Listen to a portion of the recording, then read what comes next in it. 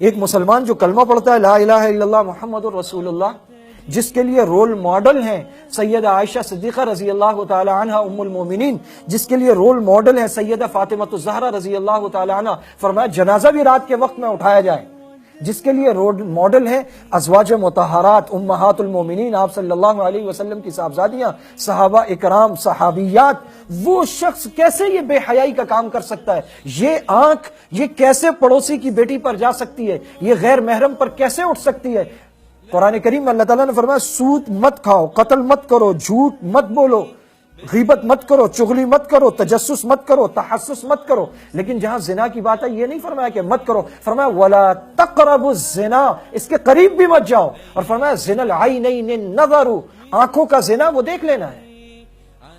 دواعی زنا سے بھی دور رہو۔ اس سب کا مقصد کیا ہے؟ ان ناجائز تعلقات کا، اور ان کو فیسیلیٹیٹ کرنے والا معاشرہ، وہ ٹیلی کمیونیکیشن کمپنیاں جو نائٹ پیکیجز دیتی ہیں، جو 10 روپے میں 10,000 میسیجز دیتے ہیں، وہ جنہوں نے روابط کو آسان کر دیا ہے، وہ جو ان دنوں کے موقع پر پنک غبارے لگاتے ہیں، پنک کارپٹ بچھاتے ہیں، وہ جو کارڈز لگاتے ہیں، وہ جو لائٹس لگاتے ہیں، وہ برگر کی شاپس والے ہوں، آئس کریم پارلرز والے ہوں، کولڈ ڈرنک کارنرز والے ہوں، شاپنگ مالز والے ہوں، وہ ریسٹورنٹ والے ہوں، وہ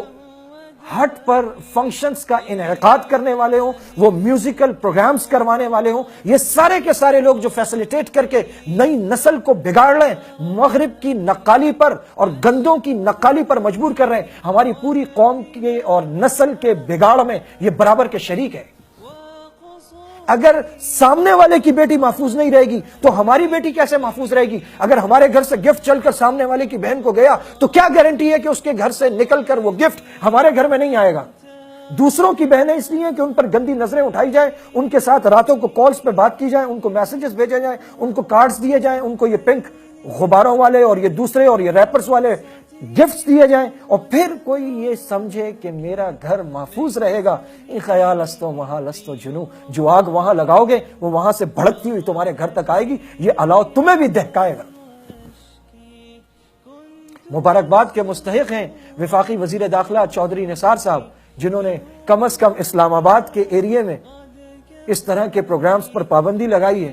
اور حکومت سے اور ارباب اقتدار سے یہی توقع کی جاتی ہے کہ ایک اسلامی ملک میں اللہ تعالیٰ نے آپ کو طاقت عطا کی ہے، جب لوگ غلط کاموں کی طرف جا رہے ہوں تو آپ اپنی قوت کو استعمال کرتے ہوئے انہیں روکیں، اور جس حد تک ہو سکے انہیں ان برائی کے کاموں سے روکیں اور اچھائی کے کاموں کی طرف لائیں۔ ایک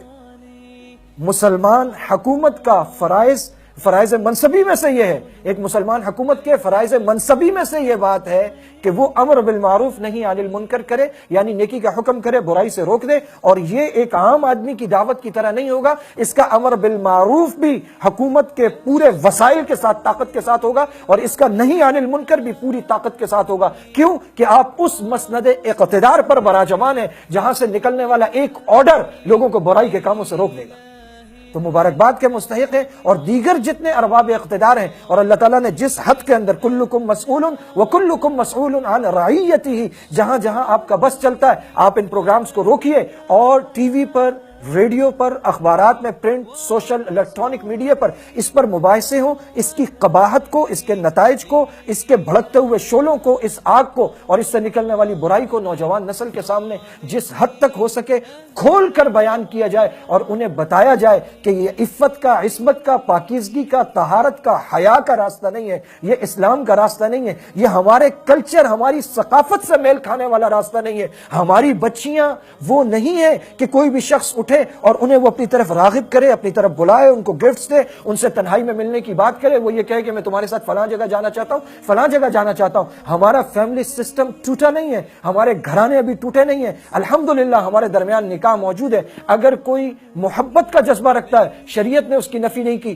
پسندیدگی کا جذبہ رکھتا ہے، شریعت نے اس کی نفی نہیں کی، اپنے بڑوں کو بھیجیں، نکاح کا خطبہ بھیجیں، پیغام بھیجیں اور نکاح کیجئے، یہ طریقہ ہے شریعت کا۔ اور وہ لڑکیاں جو ان چکروں میں پھنستی ہیں، ہماری وہ بچیاں جو اس برائی کی طرف جاتی ہیں، کیا انہیں معلوم ہے آپ کیا کر رہی ہیں؟ آپ ان ہوس کے درندوں کو بتا رہی ہیں کہ ہم بغیر نکاح کے اویلیبل ہیں، ہم اپنے گھر والوں کی مرضی کے بغیر اویلیبل ہیں۔ آپ انہیں یہ بتلا رہی ہیں کہ اگر تم اکیلے ہماری طرف بڑھو گے تو تمہیں کوئی مشکل نہیں ہے، ہم تم سے مل سکتی ہیں۔ ان سے نہ مل کر انہیں یہ پیغام دیجئے کہ ہم تمہاری ہوس کے لیے وسیلہ نہیں بنیں گے، ہمارے گھر آؤ، نکاح کا پیغام لے کر آؤ۔ وہ بچیاں جو اس راستے پر نادانی میں اور کچے پن میں یا بے وقوفی میں چل پڑتی ہیں، وہ گویا کہ نکاح کا راستہ روک رہی ہیں۔ جب معاشرے میں ناجائز تعلقات فروغ پاتے ہیں، پروان چڑھتے ہیں، نکاح کا راستہ رک جاتا ہے، کیونکہ ہوس کا درندہ کبھی بھی نکاح نہیں کرنا چاہتا، ذمہ داری نہیں اٹھانا چاہتا، نام نہیں لینا چاہتا، خرچہ نہیں اٹھانا چاہتا، وہ اپنی ہوس پوری کر کے چلتا بنتا ہے۔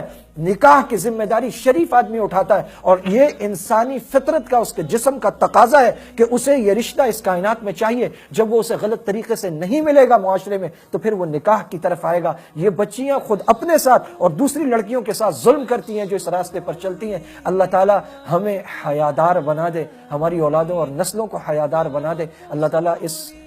فعل کی، ان خاص دنوں کی اور مغرب کی نقالی کو ہم پر واضح کر دے اور ہم پر کھول دے۔ ہمارے لیے رول ماڈل ہمارے نبی، ہمارے صحابہ اور صحابیات، امہات المومنین ازواج مطہرات آپ صلی اللہ علیہ وسلم کی اور اہل بیت ہیں، نہ کہ یہ مغرب کے لوگ جو خود مادر پیدر آزاد ہیں اور جن کے فیملی سسٹم ٹوٹ گئے، جن کا معاشرہ برباد ہو گیا، جن کے گھرانے ٹوٹ گئے، جہاں ماں باپ کی عزت چلی گئی، جہاں بہن بھائیوں کی آپس کی محبتیں چلی گئیں، جہاں کے چرچ اور کنیسہ نکاحوں کی تقریبات کے لیے ترسنے لگے ہیں۔ ان معاشروں کی نقالی کسی طرح بھی ہمارے لیے سود مند نہیں ہے۔ پاکستان ہمارا ملک ہے اور یہ اسلامی ملک ہے، یہ اسلامی جمہوریہ پاکستان ہے۔ یہاں کا اپنا کلچر ہے، یہاں کی اقدار ہے، یہاں کی ثقافت ہے، یہاں کی ٹریڈیشنز ہے، اور ہم سب مسلمان ہیں، اور یہ اسلام کے نام پر لا الہ الا اللہ محمد رسول اللہ کے نام پر حاصل کیا گیا ہے۔ اس میں اسلامی روایات آئیں گی اور یہی اقدار پروان چڑھیں گی تو یہ ہم سے میل کھاتی ہیں، ہم اس سے میل کھاتے ہیں۔ اگر ہم ان کی نقالی میں نکل گئے تو کچھ بھی نہیں ملے گا۔ خسرت دنیا والآخرہ، دین اور دنیا دونوں برباد ہو جائیں گے۔ بین صحبی کنت امسی غرنی الحال